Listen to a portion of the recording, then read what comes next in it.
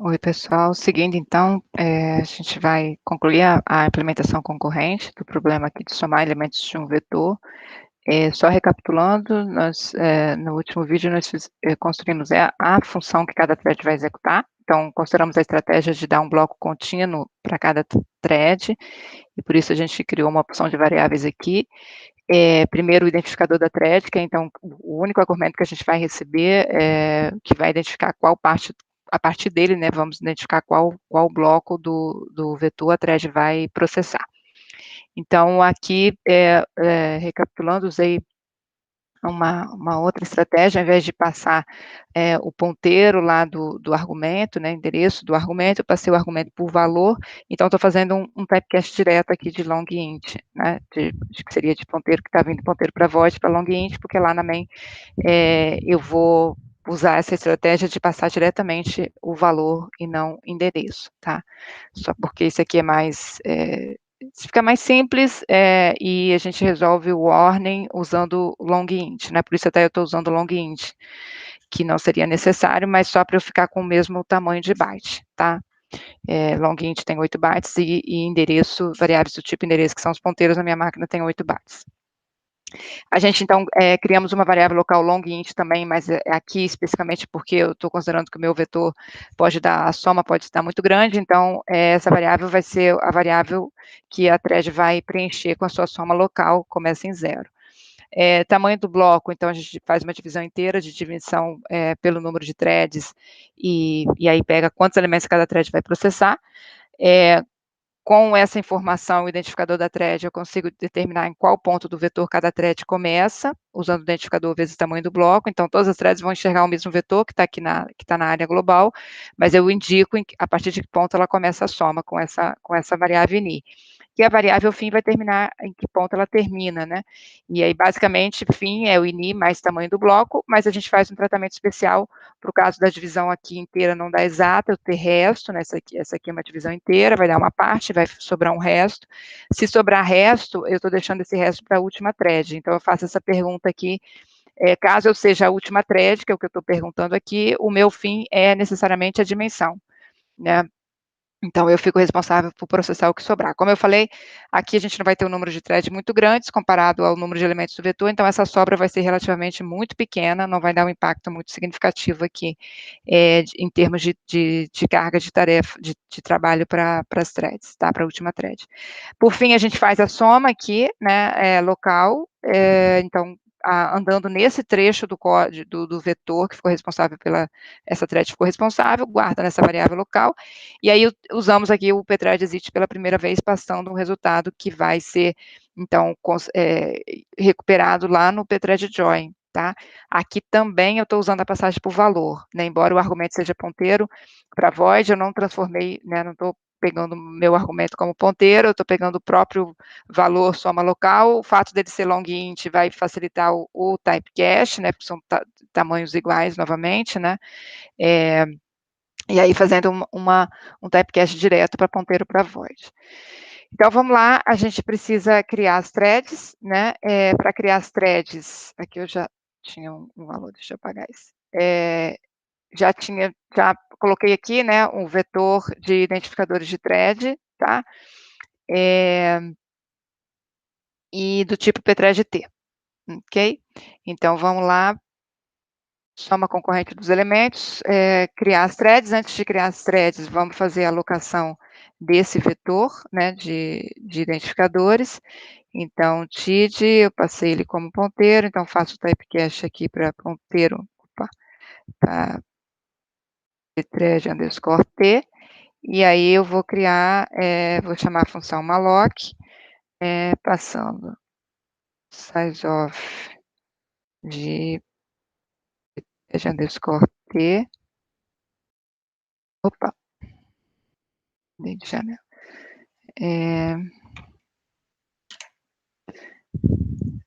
vezes o número de threads. Certo? Então, faço o typecast, malloc sizeof pthread_t vezes o número de threads. Vamos verificar se ele alocou com sucesso. Então, se tid foi igual a null, eu tive algum erro, né? E aí eu vou copiar isso aqui, que foi um erro de malloc, né, então, saída de erro padrão, diz que tem um erro de malloc, deu um retorno, tô na main, esse retorno vai me jogar para fora do programa, tá. Bom, feito isso, alocado espaço para os identificadores de threads, eu vou entrar no loop, então, de criação de thread. De novo, a gente está, é uma mesma tarefa, todas as threads vão executar, então a gente pode botar o pthread create dentro desse loop, né. Então, igual a zero, i menor que n threads, i mais mais.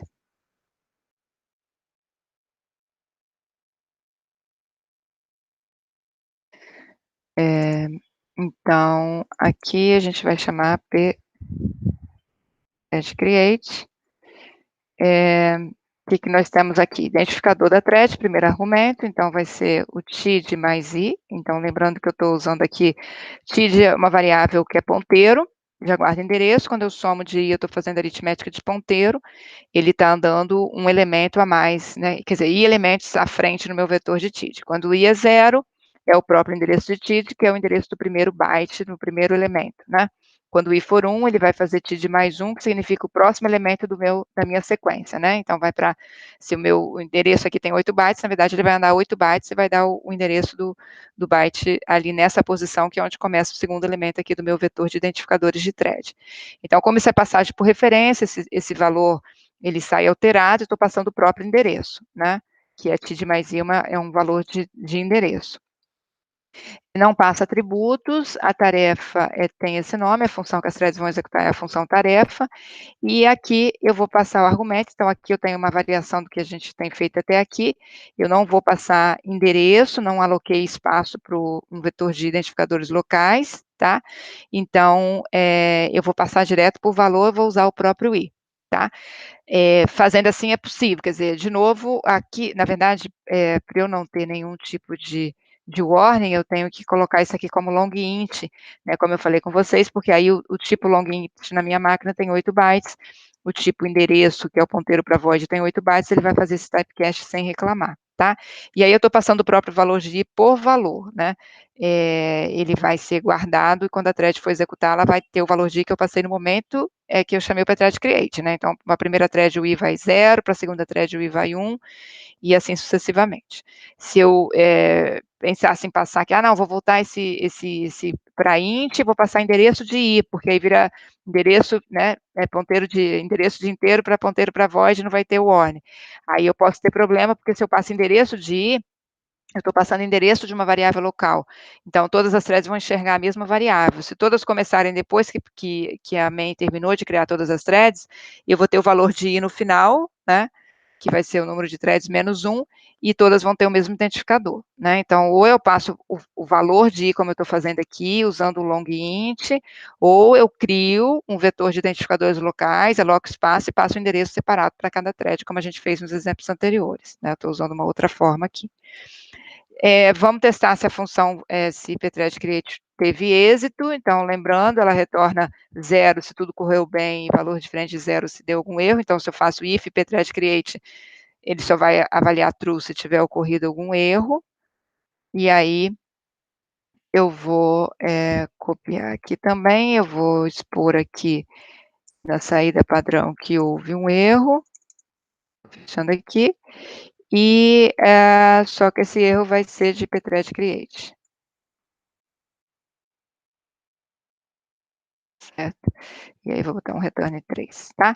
Então, aqui o que vai acontecer se eu conseguir criar a primeira thread, porventura não conseguir criar a segunda, como eu estou dando um retorno aqui da main, eu vou sair da main e eu não chamei pthread exit na main, então eu não desvinculei a main do meu processo, no sentido de que se a main acabar, o meu processo vai acabar. Então, mesmo que eu tenha conseguido escalonar alguma thread, o programa acaba, né, dado que eu não consegui escalonar as seguintes, e por isso não daria para dar o resultado correto, ok? Então, estamos aqui. O passo seguinte, então, é aguardar o término das threads, tá? E aí eu vou, então, usar deixa eu copiar esse loop, aproveitar esse loop. Não esquecer de fechar aqui, deixa eu só aproveitar eu ando de novo em todas as threads, mas agora eu vou fazer o join, né? Então, join. Aqui eu não passo mais por referência, eu passo por valor, porque agora eu quero passar o identificador que eu já tenho. Então, vou diferenciar aqui, mantendo a anotação de ponteiro, diferencio, passo o valor. O segundo argumento dessa função é o valor de retorno, que agora eu estou usando, eu estou passando lá com o pthread exit. Então, agora eu consigo pegá-lo aqui nesse segundo argumento do join, o retorno que cada thread está passando. Esse segundo argumento, ele é ponteiro para ponteiro de void, tá? Por que isso? Porque o tipo que eu retorno lá é ponteiro para void, então eu estaria esperando aqui um ponteiro para void. Só que como essa função vai sair com esse valor alterado, eu tenho aqui uma passagem por referência. Então, por isso eu tenho endereço de void, tá? Uma passagem de referência, por referência, para eu receber um argumento do tipo ponteiro para void. Mas aqui, de novo, como eu fiz lá, eu passei direto o valor, né? Só fiz um typecast, minha soma lá na thread é um long int, eu passei direto esse valor, eu vou pegar esse valor direto aqui simplesmente como numa variável long int. Então, eu vou criar aqui essa variável long int para receber o retorno das threads. Long int, vou chamar aqui de retorno. Isso aqui é valor de retorno das threads, tá? Então, aqui, o que eu faço? Onde é que eu estava? Aqui no join, né? Eu vou passar a variável, então, retorno, para que ela seja preenchida com o retorno que essa thread está me devolvendo, e passo por referência, certo? Endereço de retorno. Então, eu optei por não criar uma variável ponteiro para long int, né? E fazer a conversão direta de ponteiro para ponteiro. Estou usando a mesma estratégia, né, que usamos no pthread create, estou passando a variável por valor, né? Só que diretamente aqui passando, claro, acaba que eu não estou passando por valor, né? Estou passando por referência, porque ela vai sair alterada pela função, tá? Mas posso fazer o typecast direto aqui para ponteiro de void. E, bom, aí uma vez que a thread me retornou esse valor, e eu vou reutilizar essa variável retorno para pegar o retorno da próxima thread, eu já vou fazer a soma aqui na minha variável soma conc, né? Então, soma conc mais igual, porque eu já inicializei o valor de retorno, e aí retorno normal aqui, porque ela é a variável, né, o seu valor normal. Então, contabilizo aqui, né, aqui eu estou fazendo digamos, a soma global, né? Porque eu estou juntando o resultado de cada thread. Então, soma conc, pega o retorno dessa thread. E aí ele vai seguir aqui no loop, vai esperar a próxima thread, vai usar a própria variável, vai sobrescrevê-la, mas assim que terminar, eu já aproveito ela para fazer a soma e posso reutilizá-la para a próxima thread, tá? Então, acho que fechamos aqui. Exibir resultados, eu já tinha o resultado da soma, então soma sec, soma cont já está aqui.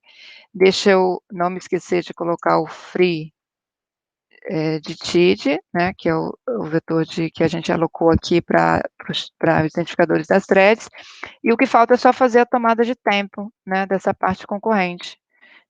Vou copiar aqui, então no início aqui da soma concorrente eu vou tomar tempo, e no final, então pegar desde o início, desde a alocação da estrutura de dados para identificadores de thread até o final aqui, em que todas as threads terminam, e aí isso vai me dar o tempo concorrente, eu estou juntando, né, todo o overhead necessário. Tempo concorrente, fim menos ini, e aí então ele vai imprimir os tempos e depois o resultado da soma, só para a gente comparar se deram o mesmo resultado, certo? Eu criei a variável retorno, ok? Então vamos compilar.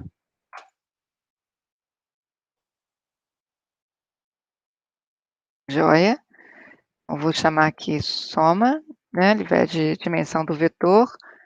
Vamos começar com 1000 e com 2 threads, tá? O resultado da soma deu idêntico, vamos aumentar aqui,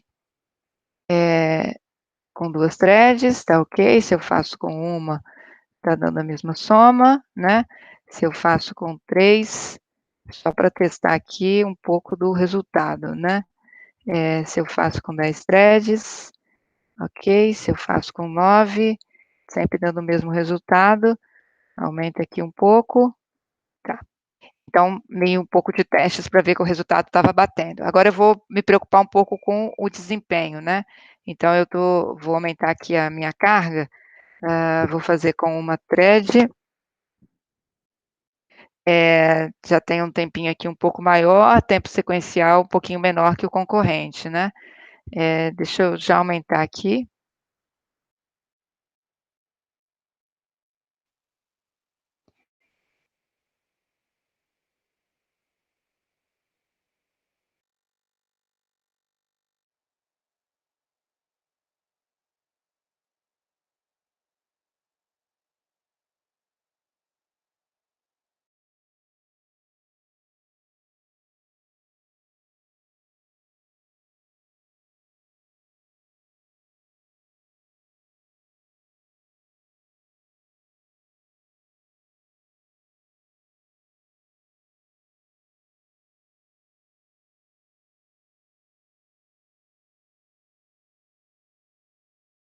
Ocupado aqui com o processamento.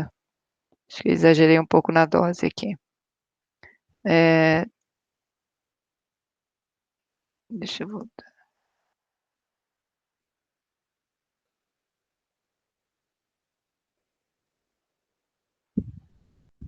Tá, terminou, o concorrente deu super alto aqui, mais do que o normal até, né.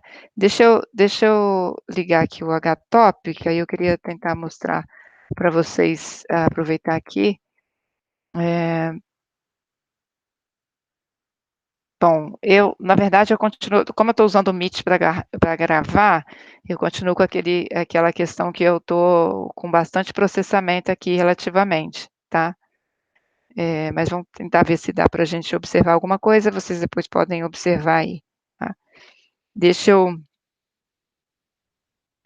vou botar aqui com 2 threads, deixa eu diminuir aqui e vamos dar uma espiada.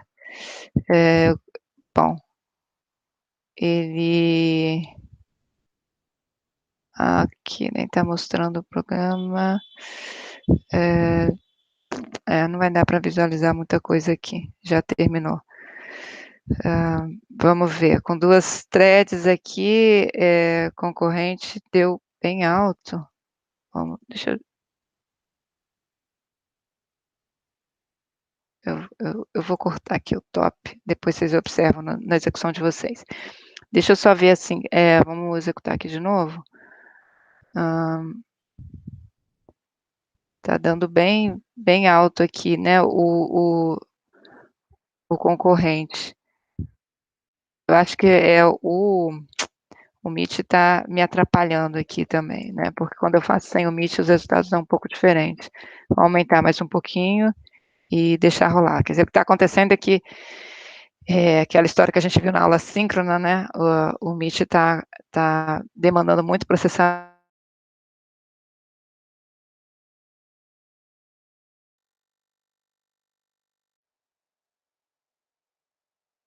e aí a gente não só fazer mais uma tomada, e aí deixo depois, pra vocês olharem, agora deu até bem razoável, né, bem até menos do que a metade, né, então aqui tem realmente nem dá para o sequencial pode ter sofrido bastante interferência, né, porque ficou bem alto, né. Eh, Deixa eu dar uma ultimazinha, prometo. Aqui já ficou um pouco melhor de ver, né. Tá dando 20, 30 e o outro está na casa dos 16, basicamente a metade, né. Então, assim, pelo menos mesmo sendo uma aplicação que a gente está usando vetor e que não é uma operação muito sofisticada, usando um vetor bem grande, dá para ver a diferença aqui em termos de desempenho, tá. Depois vocês, reproduzindo isso, executando sem o Meet junto, fica ainda melhor. Aqui provavelmente aumento para 4, não vou ver um ganho linear, como a gente falou, né, já mudou aqui o sequencial de novo, quer dizer, é difícil de medir. O quatro está basicamente dando a mesma coisa do 2, aquele ganho que eu não acrescento mais muito, né. Mas, enfim, era a ideia aqui, dá para ganhar em desempenho nesse problema, né, mesmo sendo um problema relativamente mais simples, mas se eu trabalhar, claro, eu trabalhar com tamanho de vetor aqui grande, né, vetor pequeno, o concorrente vai perder, né, como a gente está vendo aqui, vetor pequeno, o overhead da concorrência não é suprido, não é superado, né, como a gente está vendo aqui com o meu, né, então, isso é comum, né, para começar a valer a pena, aqui já está mais ou menos, ainda concorrente está uma casa acima, né, vamos aumentar aqui para 100.000, agora eles estão na mesma, não, ainda o concorrente está perdendo no geral, né, está perdendo ainda, vamos aumentar mais um pouquinho, agora sim eles já estão na mesma casa decimal aqui, no geral, né, na mesma casa decimal.